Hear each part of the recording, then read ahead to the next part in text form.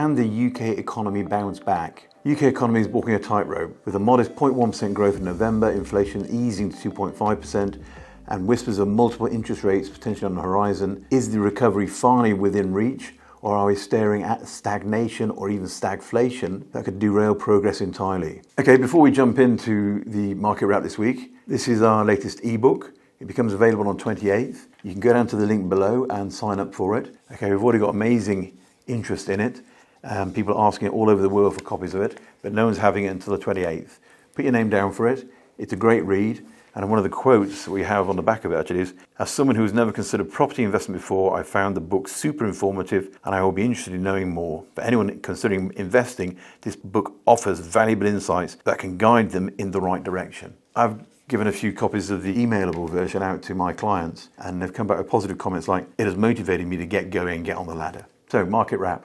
So what are the key potential points? And this is what the general pundits in the marketplace are looking at. Modest growth amid concerns. According to the ONS, Office of National Statistics, the UK economy saw 0.1% growth in November, reversing last month's decline, but the rate is slower than was expected. Despite the small uptick, economists are very wary about the economy could be entering a phase of stagnation at least, with broader concerns about weak consumer demand and subdued business investment. There's a lot of talk by the pundits again of predicted interest rate cuts. Market expectations of interest rate cuts have increased, with analysts predicting potentially up to 6 cuts this year by the Bank of England to counteract stagnation and revive growth. Alan Taylor, a member of the Bank of England's MPC, recently warned that preemptive rate cuts are needed to avoid a deeper downturn. Speculation about 6 rate cuts this year is more like showing the poor economic data. It paints a very gloomy picture as they're thinking of doing that. Falling inflation has provided some relief. It's down to 2.5. It could easily go back up to 3.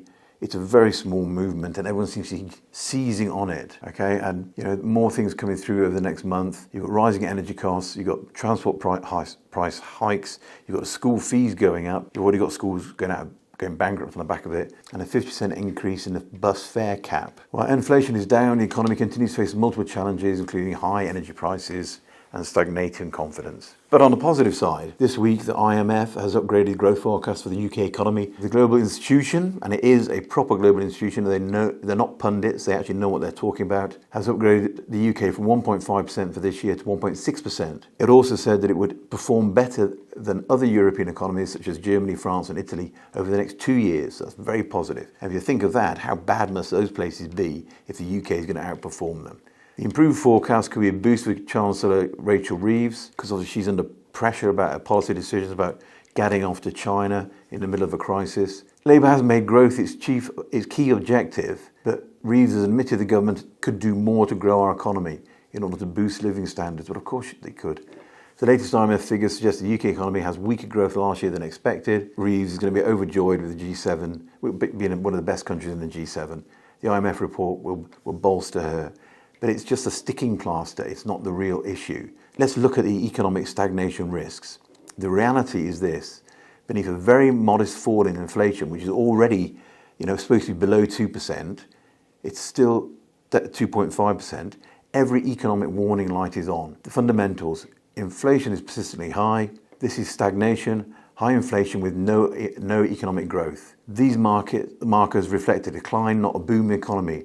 Asset price inflation is high, a reflection of where prospects of growth in economic activity are really coming from. Where is it coming from? Cheap credit. Despite the Bank of England's attempt to wind down quantitative easing, money supply grew rapidly last year as banks were lending money they didn't have. So why could Keir Starmer and the Labour government come to regret this 0.5%, 2.5% inflation figure falling and making Rachel Reeves feel better? The underlying figures: public sector indebtedness is 100% of GDP, 2.5 times what it was in 2008. Okay, inflation is bad enough, but the biggest issue really is the gap between asset prices and consumer inflation. The CPIH measure, inflation once you include housing costs, is a full percentage point higher than CPI.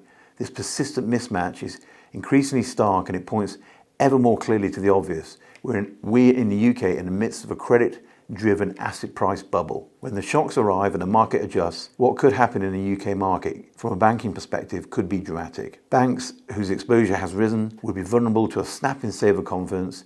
A major shock or series of them could lead to a run on banks. I mean, that's never happened in my my life period. Should it occur, choices facing Reeves and Starmer would be few.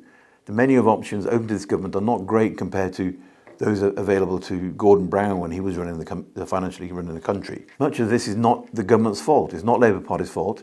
For example, it's the results of COVID and Ukraine war. But its budget attacks have made it, exacerbated it and made it deeply vulnerable. For a government elected on promises of restoring economic competence, the political damage would leave a scar requiring much more than Rachel Reeves to go. Despite his majority, it would be increasingly hard to see how the government survives. Penned in without any capacity to act, the moral case for a general election would be irresistible. Keir Starmer's prospects are limited if that happens, to say the least. And he may well regret this latest 0.1% fall in inflation. So what impact for the housing market, our area? If we do have 6 rate cuts and therefore mortgage rates fall, it could provide relief for mortgage holders. But many businesses and households are very cautious about the future and the economic conditions. And I think this will delay any serious uptick. We're talking about 4% perhaps next year, according to a lot of the research pundits, in the housing market. And I think we won't see anything greater than that. Stagnation or even stagflation in the wider economy could result in prolonged slowdown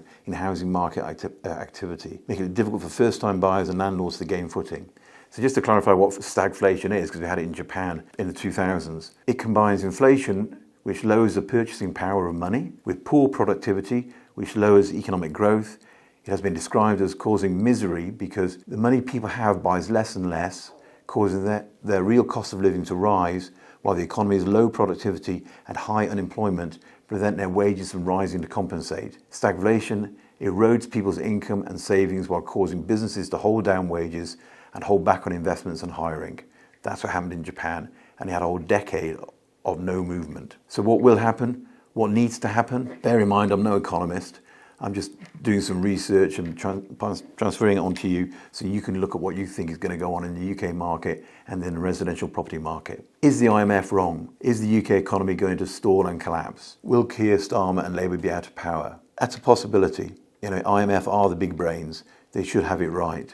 But everyone can get it wrong. It's always the first time. The government really needs to implement bold, targeted policies to restore economic confidence, focusing on clear growth strategies and job creation. Without such interventions, prolonged stagnation could be inevitable. Keir Starmer and the Canadian government were running towards the left. All the other major economies in the world pretty much are running towards the right. He seems out of touch with what's going on, and that's going to cause problems in the UK economy. There must be a stronger push for investment incentives to drive the economic recovery and avoid further risks of stagnation, which would also alleviate pressures on the housing market. So that's the overall market view for this week. To cover some of the questions from last week, we had Barbara 2 times. She still remembers interest rates of 17% under Mrs. T. I do myself. I actually tried to send the keys to my flat in Hackney back to the lender, and they sent them back to me saying they didn't want it either. So these are the things that happen. She believes that interest rates are still relatively low. Many currencies are dropping against the dollar because the dollar is growing in strength. That's what's really happening, and I agree with her there. Hammy Hamster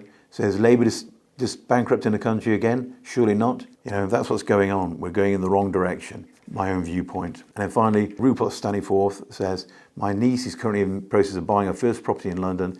If she doesn't get it through before April, she'll have £3,000 more stamp duty. It's tough for the younger generation right now.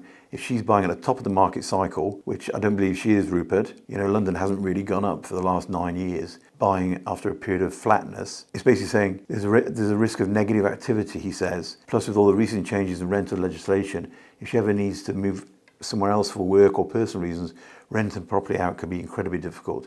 It feels like she could easily be caught up, trapped in a tough negative equity situation. Yeah, there is that possibility, but any proper planning prevents poor performance. When you buy a property, make sure you are future-proofed. Can it be rented out? Is it a good quality? Will it pass the EPC certification? Those sort of things. London is only going one way, and that's going to be going up in the future because it has been flat for so long.